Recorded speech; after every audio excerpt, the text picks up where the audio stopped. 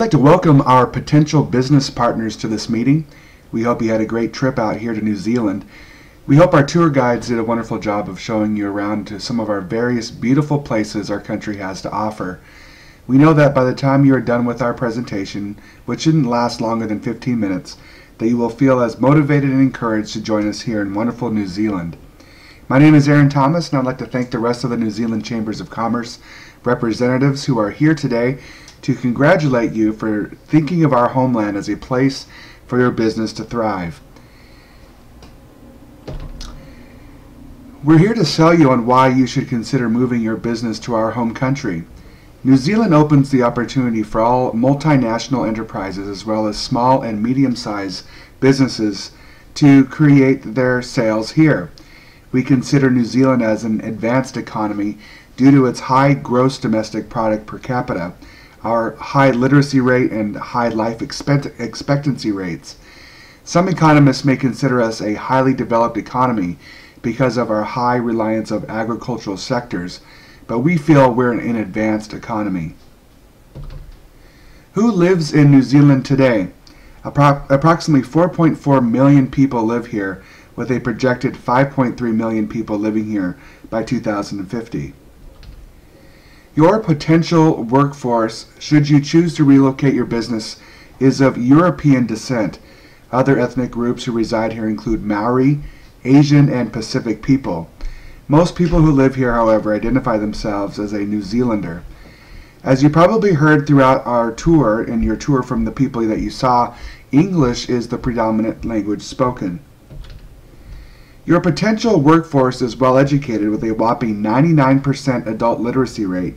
Over 50% of New Zealanders ages 19 through 29 have an AA degree or higher, and over 30% have secondary education as their highest qualification.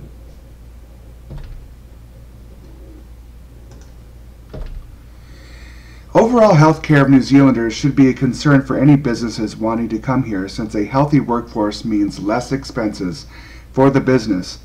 Life expectancy is on average 81 years old, and there is a strong sense of community and high levels of civic participation.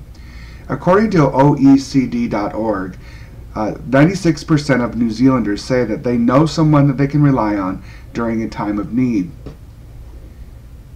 According to OECD.org, health spending per person ranks below the OECD average. Smoking rates have decreased from 30% in 1985 to 18% in 2007. Obesity rates in New Zealand are lower than the United States and Mexico at only 26.7%.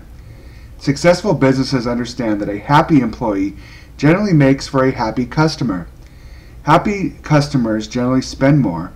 According to the OECD website, New Zealanders rated their level of happiness at 7.2, which is higher than the OECD average of 6.7.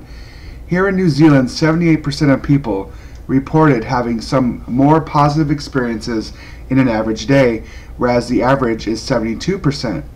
Motivating your employees shouldn't be too hard here in New Zealand, as most of them should come to your businesses feeling a sense of enjoyment. This will help you in sustaining your business over a period of time should you reduce the amount of employee turnover.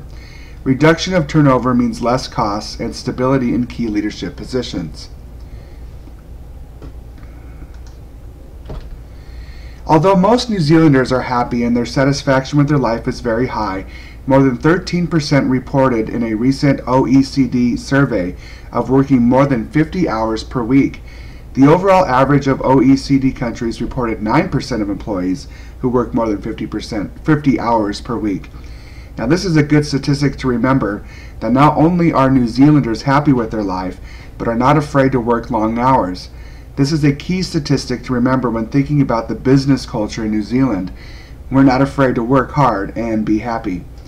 We'll get into some more statistics about your potential business environment, but one unique aspect that we feel we should touch on is the social culture here in New Zealand. We feel the more you understand us from this point of view, the more you will succeed here.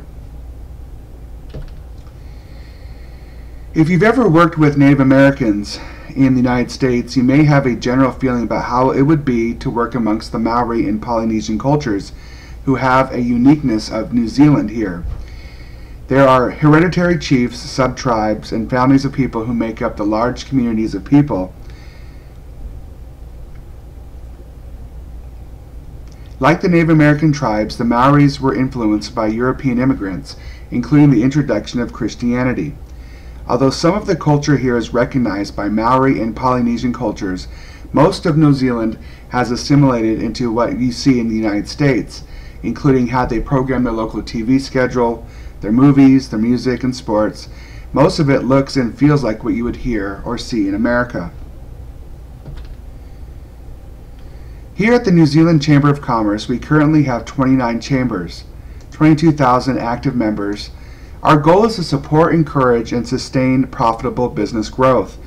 Doing business in New Zealand will be a wonderful, albeit challenging, experience for you and your company. The foundation for our economy is exporting agricultural products such as dairy, meat, forest, fruit, vegetables, and of course, yummy wine. Domestically, the economy anticipates growth in the building and construction sector, as a lot of our buildings will need restructuring and earthquake strengthening. Opportunities exist for technologies and products that reduce cost, increase productivity. Information technology and manufactured goods will do well here in New Zealand. Here's some of our market challenges. The good news is that competition from New Zealand dollars is open, but our neighbors, the Australians, present a substantial challenge to most American suppliers who face very high freight costs. Market entry into New Zealand. We recommend that if you are to move your business here and want to ensure successful sales to New Zealanders, that you appoint an agent or distributor who knows New Zealanders. Successful businesses who have a local person here on the ground and have consistent communication to the business's home headquarters will do well. Part of the challenges that businesses have to overcome includes how to work well with our government and the politics that comes with it. New Zealand politics has a framework of parliamentary, representative democratic monarchy. The head of state, as you may know, is Queen Elizabeth II, who is represented by a Governor-General and the Prime Minister, who chairs the cabinet, drawn by an elected parliament, the main legislative body.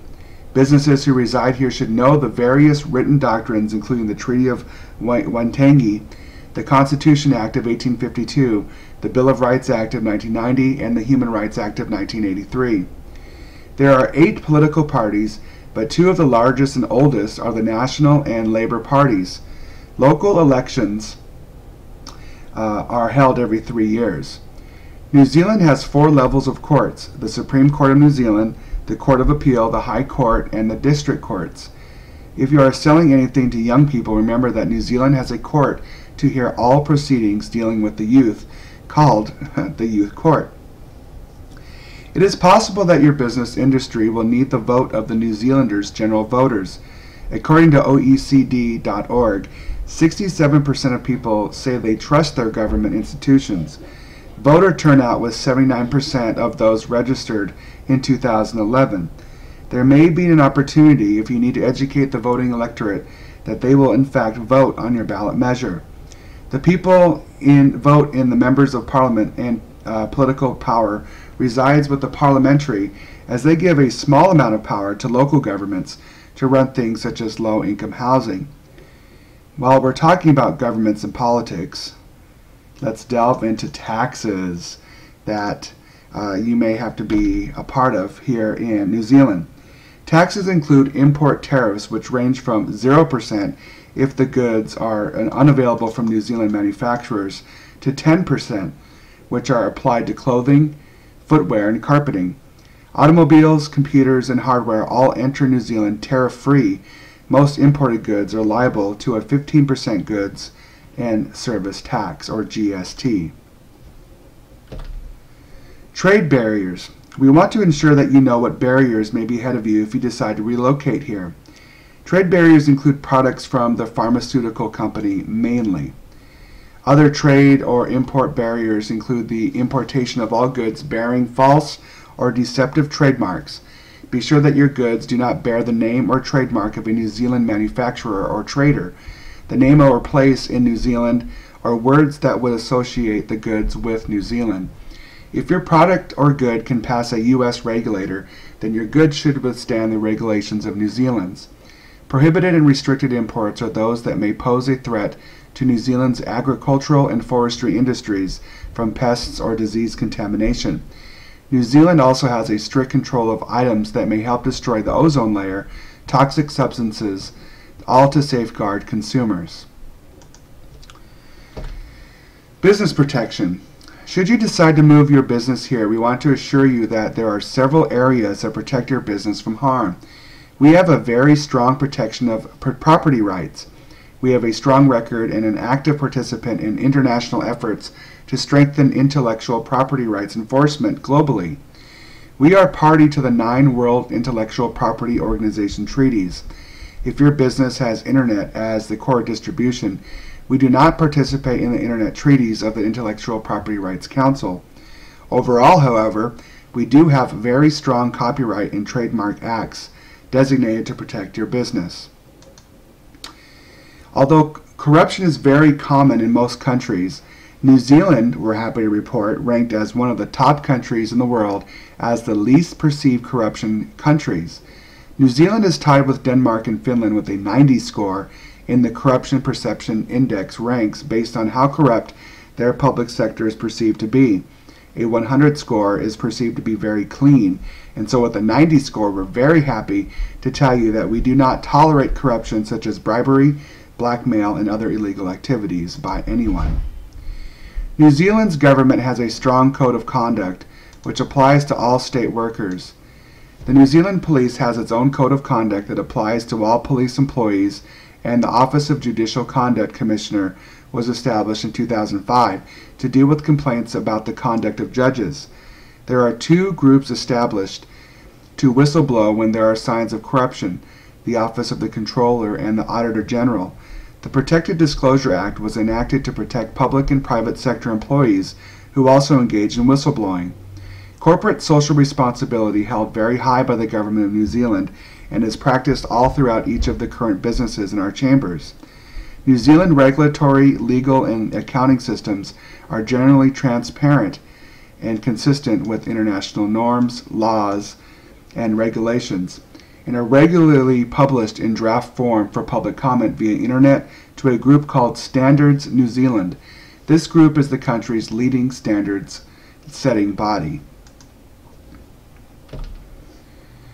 If you decide to locate here, you will need to know the labor regulations and agreements such as the Employment Relations Act of 2000, Equal Pay Act 1972, and much more. The focal agreement that will cause your labor budget to go out of whack, if not monitored, would be the Employment Relations Amendment Bill, which allows employees who care for others the right to request part-time or flexible hours.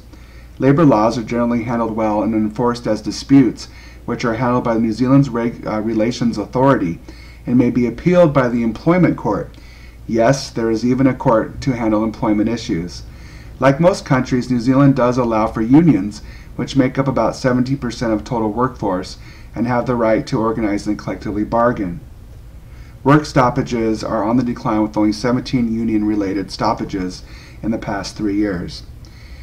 Obtaining financial resources. New Zealand banks are regulated by the Reserve Bank of New Zealand under the Reserve Bank of New Zealand Act of 1989.